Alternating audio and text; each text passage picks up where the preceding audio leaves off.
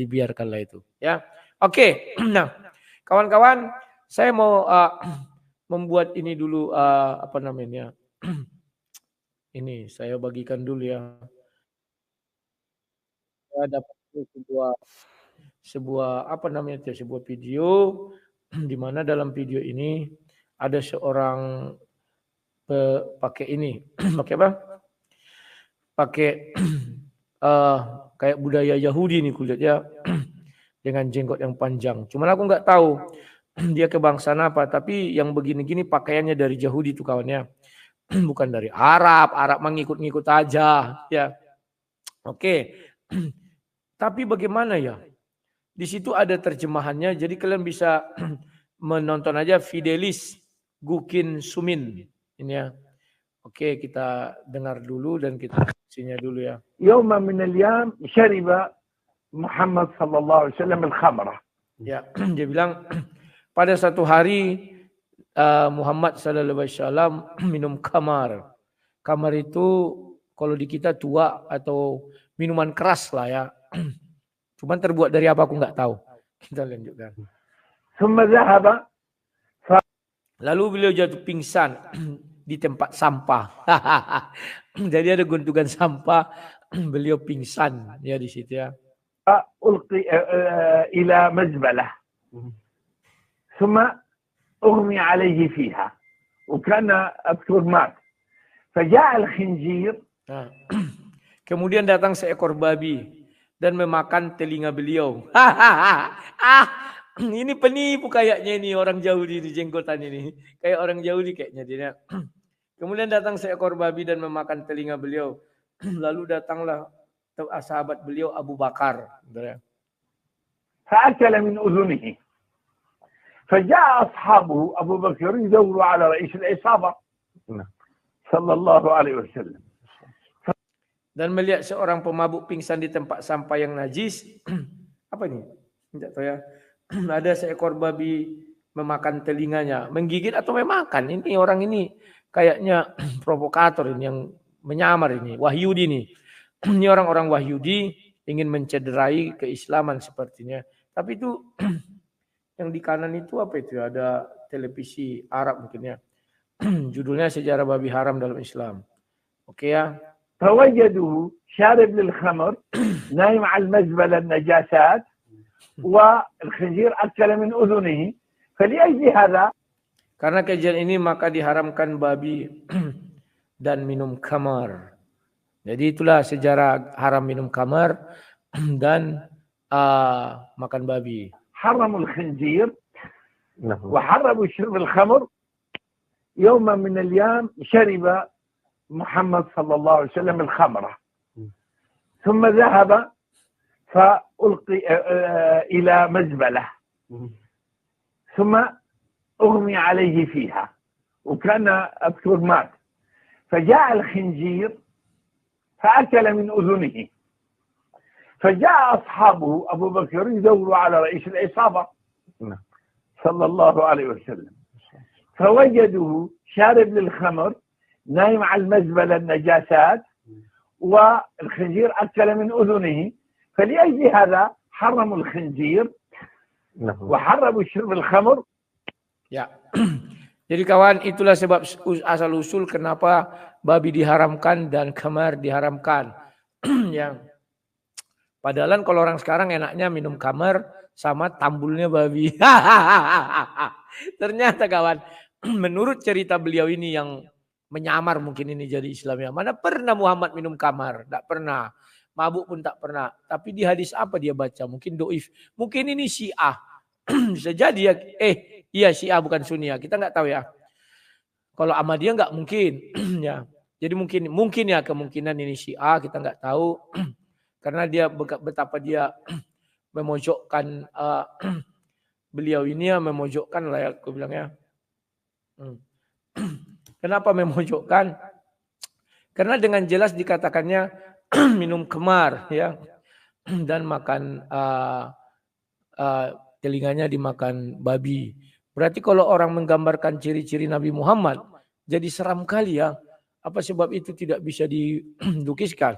Kalau benar ucapan Bapak yang berjenggot tadi ini, Kalian dapat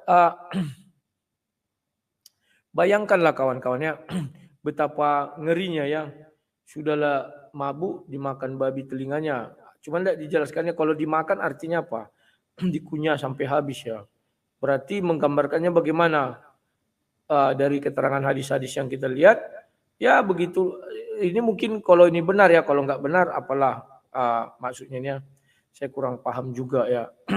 Karena kalau misalnya lah digambarkan telinga saya dimakan babi. Pasti gak lurus karena pada masa itu belum ada operasi ya.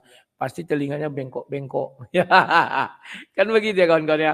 Bergerindil-gerindil gini sini.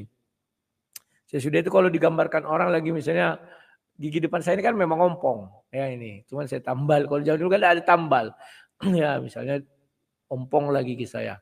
Jadi jelek kali digambarkan. Apalagi ketawa gini kan. Sudah ini ada. Sudah lagi gigi ompong. Baru di telinganya dimakan gitu ya. Aduh nggak ngerti lagi ya kawan. Ini kalau saya perumpamakan kepada diri saya. Jadi menurut saya si bapak ini adalah pembohong dan penipu besar. Karena Nabi Muhammad itu seorang baginda Rasul yang mulia. Ya, tidak akan pernah mabuk. Tidak akan pernah minum minuman keras. Ini hanya halusinasi dia. Tapi kalau benar bagaimana sang debater? Wallahu alam. Apa sambungnya wasobi apa itu ada ya. Kita nggak tahu. Tapi bapak ini bilang begitu, harusnya si Zuma dan kawan-kawan protes. Mereka teriak-teriak pakai atas putih, bawah putih. Tangkap bapak ini, berani nggak ya? Takutnya mereka yang disuruh nggak boleh naik haji lagi nanti gara-gara bapak ini. Karena pakaian-pakaian seperti ini biasanya itu ulama-ulama yang top ya. Kalau hanya pakai putih-putih itu kayak orang kita itu ulama di luar Arab itu ya. Di luar Arab itu kayak kata Bahar Smith 70 kali kemuliaan Habib daripada orang-orang yang bukan Arab itu ya. Jadi memang kita kayak jongo saja ya. Nggak ada harganya. Kata Bahar Smith. Kan ada videonya itu kemarin ya. Nah, jadi kawan-kawan. Ya kita berharap biar kawan-kawan muslim nggak tambah stres. Ucapan bapak ini keliru. Masa Muhammad minum kemar. Ya, mabuk jatuh di sampah lagi nggak terhormat sekali. Sudah itu datang seekor babi dimakan lagi telinganya. Jadi habislah telinga Nabi katanya. Aduh ngerinya. Ya datang orang nanti dibilang makanya pakai sorban ditutup semua kayak orang India itu katanya. Datang lagi nanti yang bilang wah itu kan India orang India Nabi kan jadi serba salah kita kawannya. Jadi bijaklah bersosmed. Saya membuat itu biar kita mengerti itu tidak bisa jadi tidak benar karena dia tidak mengatakan hadisnya di mana ya. Tapi kalau kalian punya hadisnya ya silakan. Kalian gali sendiri, saya nggak ikut-ikutan. Ya, saya hanya menunjukkan itu. Mudah-mudahan ucapan bapak ini keliru. Ya, oke. Nah kawan-kawan ini sudah jam 9.24. Nanti pendaratan pertama jam 13.20. Pendaratan kedua jam 18.30. 2 orang kawannya yang mau saya jemput. Ya nggak apa-apalah berkorban untuk kerajaan Tuhan itu hal yang biasa ya.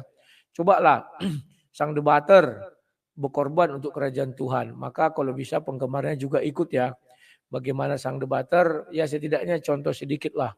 Saya nggak takut miskin kawan, karena saya dulu miskin. Ya. Tapi kalau saya terlahir kaya, saya takut miskin. Tapi saya nggak takut miskin karena saya dulu miskin. Ya. Makanya kalau boleh kalian lihat, 80% kehidupan saya atau pendapatan saya itu saya abdikan kepada kemanusiaan dan kepada rohani. Tanya aja orang sekitar saya ini kawannya. Saya nggak pernah bohong. Siapa tahu kalian datang ke Duri, tanyalah. Kenal kalian Rudi Yohanes? Bilang. Sang debater. Mungkin dari ujung ke ujung orang kenal ya. Itulah yang bisa saya sampaikan. Ya. Lebih dan kurangnya mohon maaf. Doakan kalian saya supaya janji berkat yang datang dari Pekanbaru. Tapi 14 hari lagi ya. Nanti kami ketemu. 14 hari lagi baru bisa dapat berkat. Bisa terkabul. Kalau tidak terkabul apa boleh buat. Kecewa dibilang saya kecewa, tapi saya percaya Yesus akan membalaskan kekecewaan saya itu ya. Karena saya mau membangun plafon 10 meter dulu lah. Kalau ada uang, tambah lagi 10 meter lagi, tambah lagi luar ya. Tambah lagi kamar mandi, tambah pelan-pelan aja. Mudah-mudahan semuanya bisa tercapai dengan seksama. Sekian dan terima kasih. Sampai jumpa. Salam sang debater. Tuhan Yesus memberkati kita semua. Amin. Jangan lupa bagi kawan yang muslim Jumatan dan jangan lupa bagi kawan yang muslim carilah bukti apa benar ucapan Bapak tadi Muhammad pernah mabuk dan tertidur di sampah dan dimakan babi telinganya. Shalom.